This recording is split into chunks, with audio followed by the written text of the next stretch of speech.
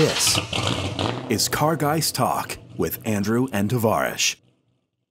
Hey everyone, how you doing? I think that's a little bit too much, but I'll tone it down just a tenth. What's up, guys? How you doing? Car Guys Talk here. This is the Car Guys Talk show, and we are the Car Guys. My name is Freddie. You may know me as Tavarish on the internet, and joining me from across the table is Mr. Andrew Howell, and you do have a name. Yes, that some people call you. Yep, and it's other than Andrew. Yeah, it's Andrew. Not that one. Okay, so Andrew has a stage name and a stage nom, and we will reveal it in future episodes. At the end of the season. Ha ha ha ha. So this is Car Guys Talk show where we talk about car stuff and car culture and all things that roll and whiz and bang and pop and crackle.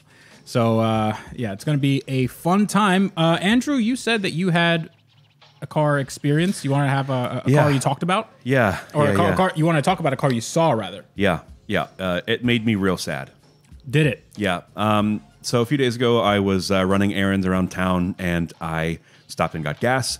And as I'm filling up my car, there is a little, I would say, maybe 06, 07 Hyundai Accent that rolled into the gas station. All right. Black with some like real special like discount tire type rims. You know, the black rims with the machine face. So they like American racing. I don't know. It was stock Do you suspension. mean like are you talking about tires or wheels? The wheels. Okay, so the wheels that you get at like AutoZone or something. Yeah, that's what I'm saying. Like just like discount tire special. Gotcha. Maybe like $75 a wheel, like Motegi or something. I don't know. All right. So they roll in, and I hear that there is an exhaust. I can hear that it's in automatic. Okay. And it's in automatic, not in the sport double clutch mode. It is an automatic, okay. And it rolls up to the pump next to me. And the owner decides to rev the engine, and the worst part is he had a fake blow-off valve attached to this car. Oh, wow. Okay, so what was it? How was the fake blow-off valve noise? Was it an electronic one, or was it just like one of those turbo whistle dealies? I'm pretty sure it was just it may have been an electronic one because it only activated like at the top of the rev, like you would rev and then let off. And then it would be like a noise. Are you sure that the car wasn't turbocharged? Positive. Positive. Okay. Sometimes they're a little deceiving. No, there was no deception. Okay, all right. I am no fool. Okay. At this point, I was basically done filling up my car, so I was getting into my car as he decided to, rev his. I think those have like what? 3 cylinders, 2.5 cylinders. Are there cylinders in the accident? I don't even know. I think they're like 1.5 liters or something. Well, okay. To his, it was an 06 or something. I want to say like an 06, okay, 05, 06. Okay, so mid 2000s was probably one of the worst times for Hyundai because they were just getting into their own, and then they got like Hyundais are good now. They are, yeah. But back then, they were still in a transitional period where they weren't really like Kia and Hyundai. They were kind of trying to find their niche. They were still trash. However, the early ones, the early 90s Hyundais, so they were bad. However, they had a derivative of the 4G63 Mitsubishi Eclipse Talon engine. So a popular swap was to do the 4G63 turbo. Yep. And you would have a sleeper that could beat Vipers in a car that was worth like $300. Yep. That was a really good sleeper, but I'm not sure if the 06 had that. They probably had some derivative Kia engine, whatever smallest engine that they had. I remember one of my friends had a Kia Sophia, and I think that was an 03 or 04. And dude, this guy, he put like, he put an exhaust. He had like a bigger throttle body, but the throttle body. First of all, who makes bigger throttle bodies for a Kia Sophia? Idiots. Like, if it's the one thing that this car needs, it's more air, because it's just, they leave a lot on the table on that car. Oh yeah, absolutely. No, but he put a bigger throttle body, and then the car wouldn't run because he also didn't really know how to work on cars. So he left like a huge gap so it was like a lot of unmetered air, and the car ran like crap. But yeah, I mean, those cars were pretty bad. So it was black with the black wheels and the machine lips. So just completely riced out. Did you take a picture or anything like that? Oh no. Okay. No, I don't want to break my camera. So I get in my car. I start it up, because I got to outrice this guy. So wait till he hears this. Yeah. So I stay in first as I leave the gas pump, and I'm going towards the exit, and I kind of like, and like I let my real blow off valve, tell him what's up, and then I hit him with a couple of pop backfires to kind of scare him and like put some sense into this person. And then that's when you realize that the gas pump was still connected, and then the guy's now on fire. Everything was on fire, and that was that. There was so much screaming, I just left. How much of an ego do you have that you need to put a fake blow-off valve and crappy rims on a Hyundai accident? Like, what is wrong with you? So, yes. So, I think that people... Like, that stuff I don't mind, because it's all cosmetic and it just looks kind of funny. I don't mind that as much as I mind, the stretched wheels and whatnot. That's fair, because at least this car looked to be safe on the road. It looked to be like... Well, the jury's still out on that, but... Sure. But, it is called a Hyundai accident for a reason. Yeah. You know what? He may have done it totally ironically, and if that's the case, then I'm totally for it, because I think that's hilarious. Well, then he also got you a little bit, because you had to go out in first. Yeah, absolutely, and you had to absolutely. Do Yeah. No, I'm not denying that, but something... How much of an ego do you have? Yeah, right. Going out like, I need to show this person up. He needs to know what he's missing. You're right. I am better than you, sir. You're right. But there was a part of me, for some reason, deep down in my heart, that knew this person was not being ironic. That's one thing I don't get. I don't want to crap on people too much with different car styles or whatever. But one thing I don't get is when they have like real big brand loyalty to the point where they have stickers and badges all over their car. And it's like, if it's an Audi or it's a Volkswagen or a BMW, like they put BMW stickers everywhere, or like put M everywhere on, or do the 2 blue 1 red stripes on everything, like on the grill and the hood and the wheels. Yeah, like, power. I think that maybe stems from, it's usually, so I don't want to get too into the weeds here, but I've seen a lot of immigrants do this. I mean, especially like a European immigrant from where I am, and they love to accentuate these things so they can show people, hey, this is the car, like, look at this car. Yeah. But I don't understand it. I actually like a clean look. I actually took the vinyl wrap off my Supra. Did you? Yeah. It's I haven't seen that yet. Yeah, well, we can go check it out. But why didn't you call me? I wanted to help with that. I love unwrapping vinyl cars. You want to unwrap the vinyl when I'm gone? You can do it. Oh, it's not done. It's like halfway done, because it was like a million degrees outside yesterday. Yeah, well, every day. Yeah. Every day. Yeah. That's what happens in Florida. The good thing about it is I didn't need a heat gun. Yeah. Nice. So I was like, I could use a heat gun, or just let it sit in the sun for 5 minutes. Yeah, or I could just bring it outside. By the time I'm done frying this egg on my driveway, it'll be good to go.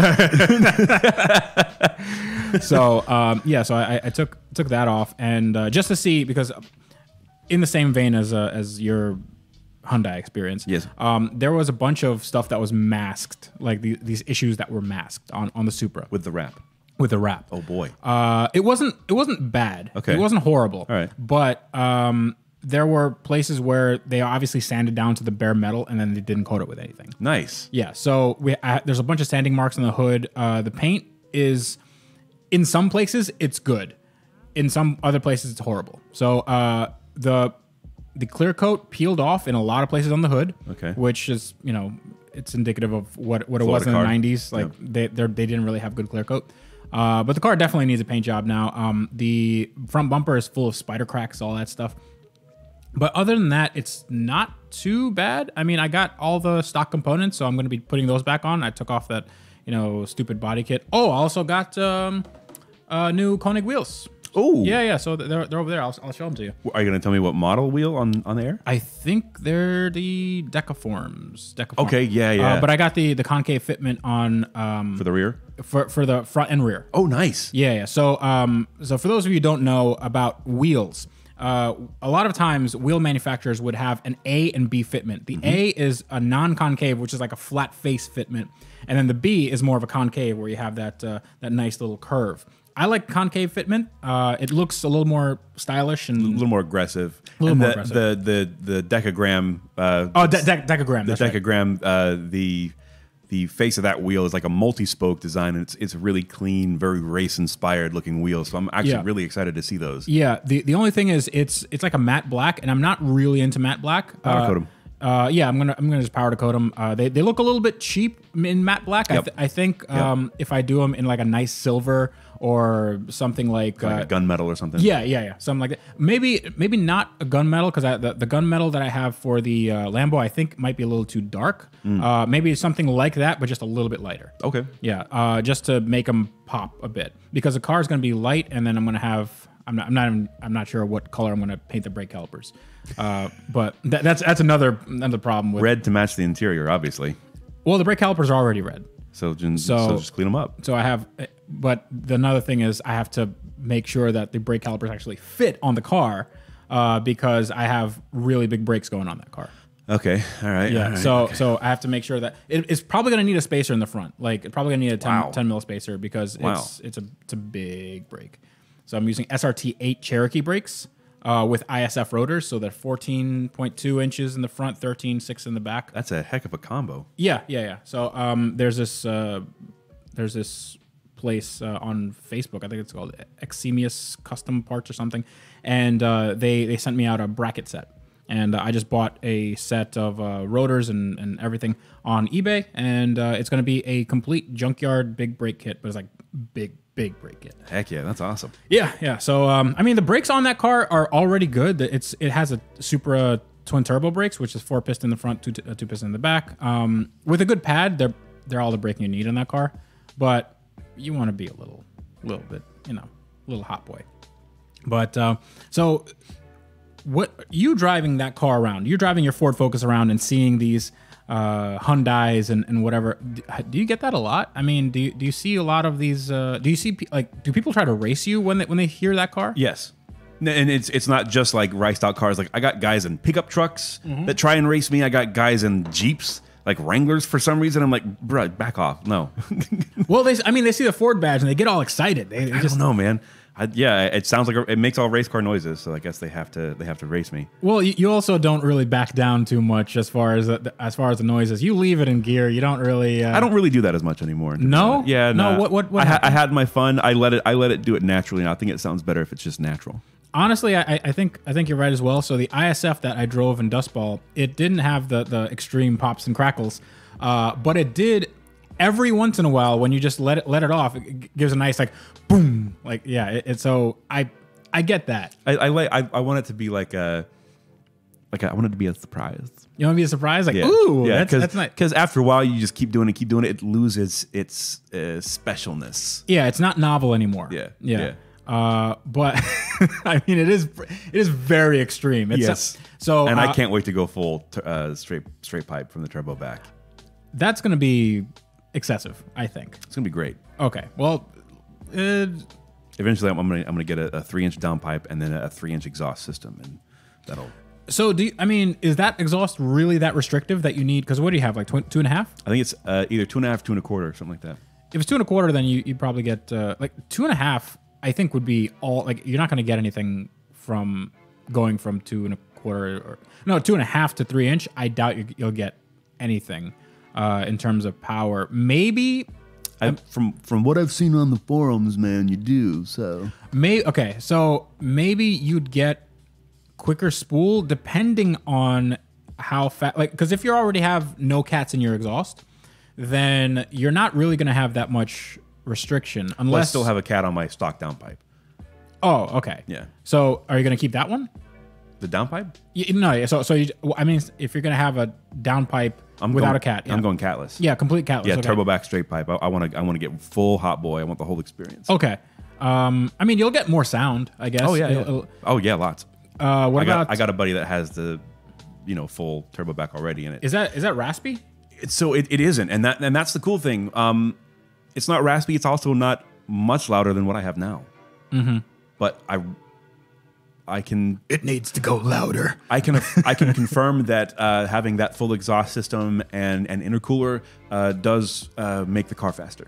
Okay. I can affirm that. Well, the intercooler for sure, because you were having some real high temps. Real bad. Real high temps. Yeah, real bad. But you said you raced your friend with a. I will not confirm or deny a race, but I can confirm that his car is faster than mine, and we have similar mods. Other than he has the downpipe full 3-inch exhaust and intercooler. Okay. Yeah. I mean, the intercooler is something that people don't really consider. Yeah, I was like, I don't need an intercooler, whatever. I don't need that. And then now I know that I do. Well, the problem is some people might not need it because if you live in the northern climates, and yeah, you're right, dude, it makes so much difference where you live. So a car that's turbocharged or whatever, if you go to Colorado or Portland or whatever, and it's cool most of the year, and sometimes it's very cold, like your cooling efficiency will be maximum. Yeah. But here, it's like every single degree makes such a difference. Here, on the edge, on the very outskirts of hell. I mean, it's so when I was doing my SL55, I was looking at the. I have this little OBD2 scanner. It's called and it connects to a app on my radio. Yeah, called Torque. And I was looking at the intake air temperatures. So in winter here, it doesn't get cold. It gets a little chilly. Chilly, like high 30s, low 40s. That at night maybe. Yeah. But like during the day, it could be like 50s or 60s, right?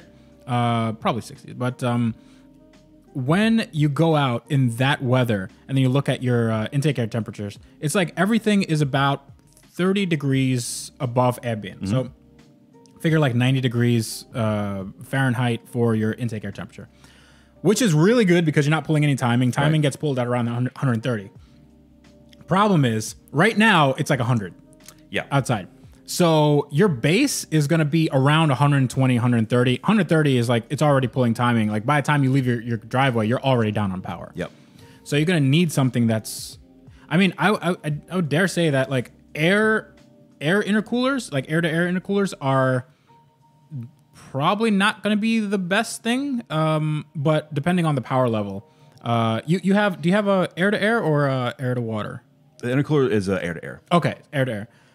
So yeah, I mean, you can see what apparently there is a drastic drop in air temps because of an increase in efficiency. And drastic is an understatement. Oh yeah, I mean you have a pretty drastic temperature. Just so people know, like when we did it on the dyno it's an enclosed environment, and we did have fans on it, but it got like 200 something degrees. 228, and that is like that pulls all the timing and all the power. Well, 228 is past the boiling point of water. Yeah, and also on the subject of the dyno run, we never turned traction control off for the actual power runs. Would it matter? Yes. Remember when I was doing the quarter mile?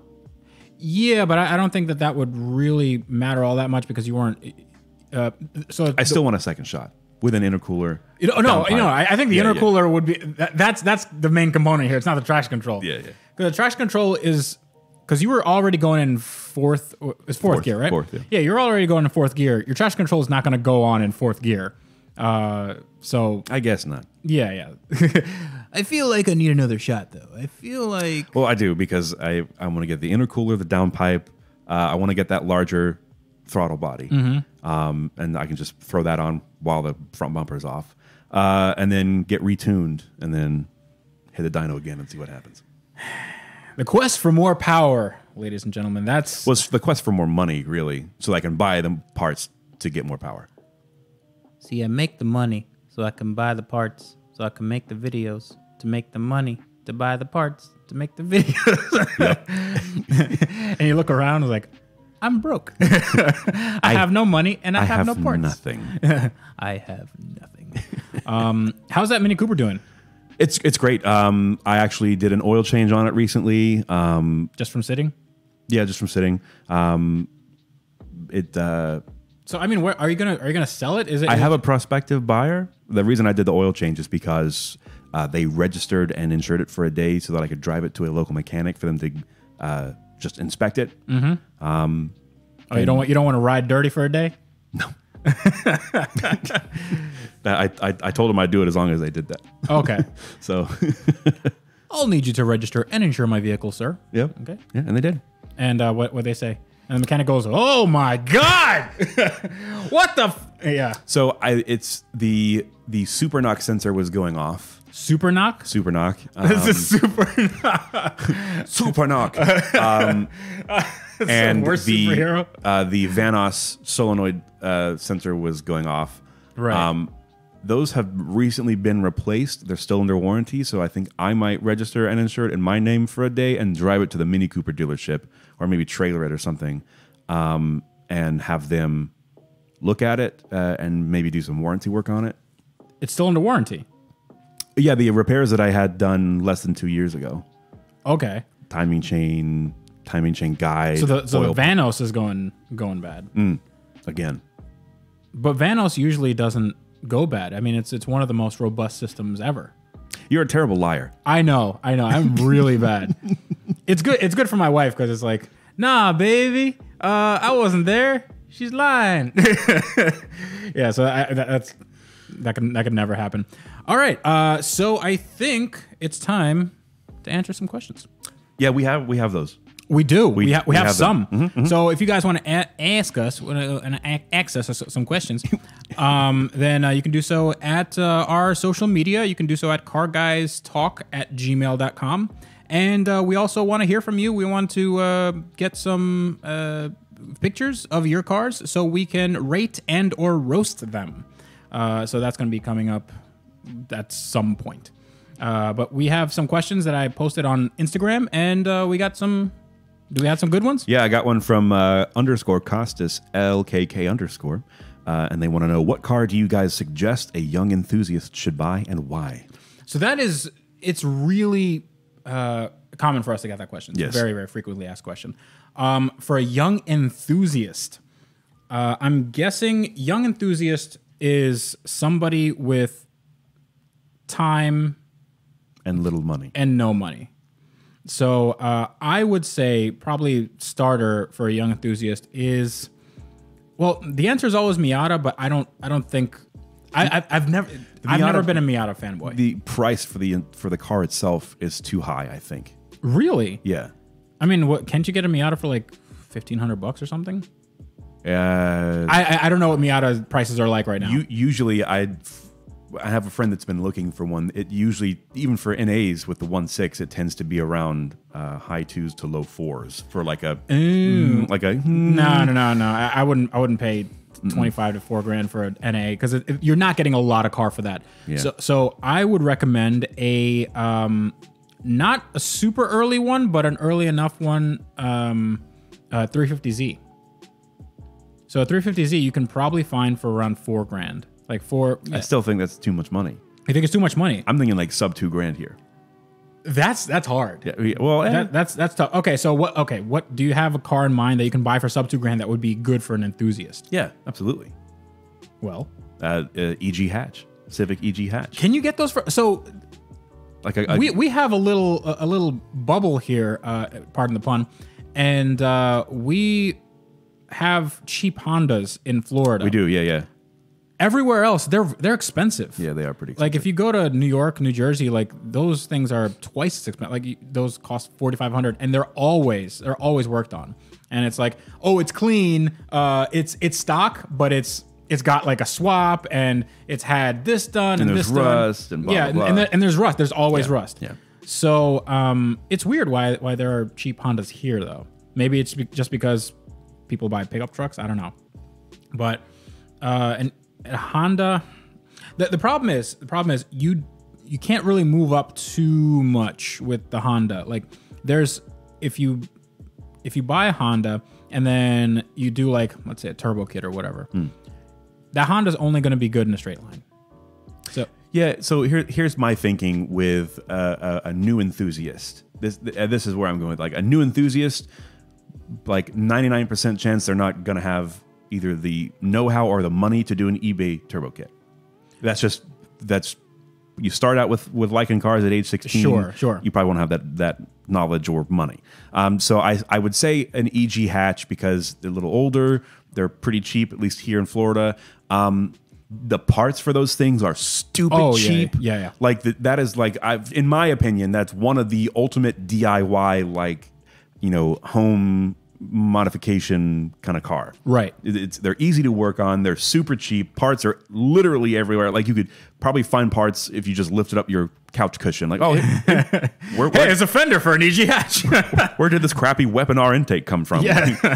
I guess air filter. Slap it on there. Yeah. Like, yeah. I think that, in my opinion, would be a good choice. And 4x100 lug pattern on the wheel, so you could find basically any wheel you want really cheap. They're cheap. Yeah, they're like 13s or 14s or something. Yeah. But what? Okay, so my whole thing is, I think that a good car for an enthusiast is a car that you can grow into. Like as you grow in your enthusiasm for cars and your knowledge in cars, your car can also grow. I think that the EG hatch is perfect for that. So. Yes, but I think the front wheel drive really lets it down. I disagree. Because, and here's my reasoning. It's because if you want to do something like drag racing, rear wheel drive is better. If you want to do something like drift, rear wheel drive is clearly the only. I mean, you can't do a front wheel drive drift. It's. I know some of you are going to say, "Oh, I've seen a YouTube video where they do a drift." That's not a drift. It's not. It's an e-brake slide. Right? So. Yeah, and I hear that. I think that the EG hatch honestly would be something you could grow into and do things like track days and autocross. I think that's where the EG would shine the most. Possibly, but of course you'd have a lot of chassis reinforcement, coilovers, sway bars, and strut tower braces, and blah blah blah. Like you can have a lot of fun with those cars. Sure, you can, but you get to a point where it's better if you buy another car. Like you get to a point where it's like, let's say a 350Z. A 350Z, if you grow, like that platform, you can make a ton of power. Like you can make supercar power if you wanted to. Like if you have to spend a lot of money to do that. Of course, no, I know, but not as much as if you actually bought a supercar, right? And with a Honda, if you have supercar power, it is undrivable at that speed. Like it is absolutely. It's well, yeah, but I don't think that. In my mind, an enthusiast, they're not going to try and make supercar power out of a Honda Civic. Like they're like, I don't know, man. Dude, that's pretty much all the Honda guys do. They just want more power. Nah, I get okay. Well, I guess supercar power is like what 300 to the wheels or something because that car weighs nothing. I don't know, but so for me, like I guess in where I'm coming from is like it's a. You could very easily turn that into like a proper driver's car. I agree with that. But I think that that would let's have this in segments. So let's do a front wheel drive, rear wheel drive, and all wheel drive. Okay, so front wheel drive EG hatch. Yeah, EG hatch. We'll go with that. Cool. I mean, Integra can also work. Yeah, absolutely. Integras are. But they're a little more expensive than an EG hatch. Honestly, I've seen Integras for around the same price. Really? Yeah. The problem is most of them are automatic. Yeah. So you'll have to do the manual swap, but it's like a few $100. I got to be honest, man. I have always loved Integras. I think they are just the coolest car. They're so awesome. I think they're kind of going by the wayside for some reason. I know. mean, Integra type bars are definitely up there, but the Integra is a great platform. Yeah. It's like the Honda, just a little better. Yeah. So it's a Civic or Integra. What would you do for around that same price? It doesn't have to be like exactly like under $2,000 or whatever, because we don't know what this guy is. For him, it might be like anything under $25,000. Right. So for rear wheel drive, and again, there may be a bubble down here in Florida, but I've seen Datsun 280s and like 300ZXs go for between 3 and 4. For running examples in manual transmission? Yeah. They may not be cosmetically perfect. So the 280, we have to specify the 280ZX. Yes. So 280ZX is the ugly one. I love it. I love it. So it's a super 80s one where it had a bunch of stuff that like it was a busy car design wise. I love it. It's so good. That's why I like it, because it's ugly. We can agree to disagree. I mean, it's no, I get the aesthetic. I can't imagine myself like looking at that like, wow, that looks good.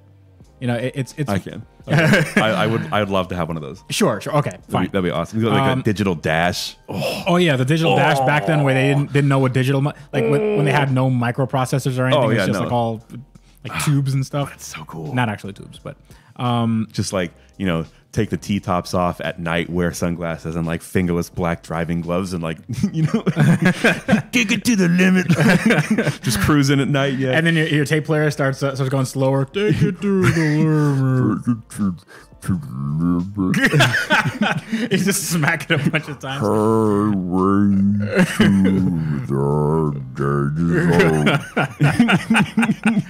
Like it's everything becomes vaporwave that comes out of that thing. So I would for rear wheel drive, you can get good value for Japanese cars. I think you get more value in American cars. Okay, like a Mustang or Mustang, yeah, like a Fox body. You can get one that needs a little work for like $2,000, $2,500. Yeah. You can or definitely like get a late '90s, early 2000s Camaro. Right. Yeah. That body style is starting to grow on me, and I feel really gross saying that, but it's not bad. It's not bad. and really not bad. But the problem is finding a V8 like manual one. It's hard. Yeah. And they want a lot of money for them. So. Yep. But it's weird how things come around, right? It's really weird because, like, you know, 10 years ago, like, it's like, God, that was an ugly car. And then you look at it like, well, you know, it ain't that bad. Yeah. I like the first gen. The second one where they changed the headlights to like those blob shapes. Not into that. I like the first gen. So the first gen was which one? Which one are you talking about? Like the ones where they had like the indented headlight. Yes. The four headlights. Yes. That was weird, man. Like it's like they crossed like an IROC Z with a spaceship. Yes. So the car was. It's a weird amalgamation of. We have a bunch of parts that we need to put in, and we also have these like sealed glass headlights because we need them for DOT approval. But we also don't want to make our own headlights, so we're just going to put these in a new shape. Yep. And it didn't like. It's just so odd, and on the interior they had these big Lego Duplo switches, and yeah, this one makes the window go up. Like that's here. Let me put the window up for you. Yeah. Yes. It's just so like real agricultural stuff, and there's no function over form, no form over function rather. It was just like, well, that's what you get. You want a Camaro? That's a Camaro. There you go. It's a rear wheel drive and it makes some noise, and that's what you got. You know, we'll finance you, and it'll make it 60,000 miles before the engine explodes. But those are also, most of them are V6. So yeah, for that amount, like and the V8s had an LT in them, I think. Yes, they have an LT, and then I think the Trans Ams had the LS1, the WS6. Yeah. So I think probably something American for wheel drive. What about all wheel drive? I mean, the obvious answer right there is Buckeye Subaru. Can you get those for like 25? Like, let's say under 4. Probably. It may not be in the best shape, and it may not run for super long, but Buckeye. it's a Buckeye. I love Buckeyes, man. You can get a WRX, but what you can get, what you might be able to get is like an Impreza 2.5 RS GC8 that needs some work. Even though those might be unobtainium at this point, but I know that I've seen some for like $1,500 that need a little work. But those are awesome. Yeah, awesome. I actually helped a friend build one with a WRX swap, with an STI swap actually. Nice. And that thing was just amazing. Had like a 22B lookalike. Sort of, yeah. And it was he had like a wide body, and it was it was really yeah. Good. I'm here for that. Yeah. They made him in coupe, so 2-door. Yes. And that's a good looking car. So I guess you could do like Audi A4 1.8T Quattro. Yeah, but you'd spend another $8,000 the first year to keep it running. Yeah. No thanks. You could probably get an Audi S4 for cheap, but a cheap Audi at that point. No. Especially an S4 for that cheap. No. No gracias. No. You could definitely get an A6. 2.7T with Quattro. Yeah. Or you could just have liver cancer, and it'd be You cheaper could, and yes. easiger. Probably. Yeah. Yeah. So Audis are more expensive than liver cancer, everybody. Yep. Heard it here first. So I think that's going to be it. So we have the Civic / Integra. Then we have the Mustang Camaro pony cars. Or the Datsun Nissan. So I don't know if I do Nissan. Datsun I probably get on board with, but Nissan, it's such a bear to work on that engine. Everything's an engine out. It's really, really cramped. And I don't know if it's really that much fun to drive. Like it's kind of heavy. Like the 300ZX we're talking about. Oh no, yeah, I'm not saying 300ZX. I'm saying the 280ZX. No, I know 280, but then you're talking about the 300 afterwards, no? The first gen 300ZX. Oh, Yeah. that one. Yeah. Yeah, I mean yeah. that was heavy as well, but it was a little bit it was a little better. Yeah. Okay. Gotcha. And not everyone wants a bajillion horsepower. Some people just want a fun car to drive. Right. I'm not saying get a bajillion horsepower. I'm just saying that in order to have this be comparable to something that's new, you have to get the power up. And But maybe you don't want it comparable to new. Maybe you want that nostalgia. maybe you want to be a liability on the highway. Maybe some people like that, you know? FBRX7, my guys. Yeah. That's another good rear-wheel drive option if you want to invest in an oil company. Because you have to put a lot of oil in that thing. All right. Okay. So that those are our recommendations, and they will definitely change the next time you ask us this question. Yep. So thank you very much to anybody who asked us, and we will be taking questions and all that stuff. Please send us pictures of your cars Yes. because I'm real stoked on like roasting someone's car. Like I want to roast it real bad. We can try it in the next episode. Okay, let's do that. Yeah. Let's do that. Is cardomain.com still a thing? I think so. Oh man, next episode's gonna be really good. Okay. So if you'd like to contact us, you could do so. All the social media stuff will be down below. You can contact us personally, or you can just do it on carguystalk@gmail.com and send us all your good stuff. But how do we end this stuff? How do we end this this podcasting business? We're Car Guys, and that was us talking. Thanks for watching. Tune in next time. Goodbye. This is Car Guys Talk with Andrew and Tavarish.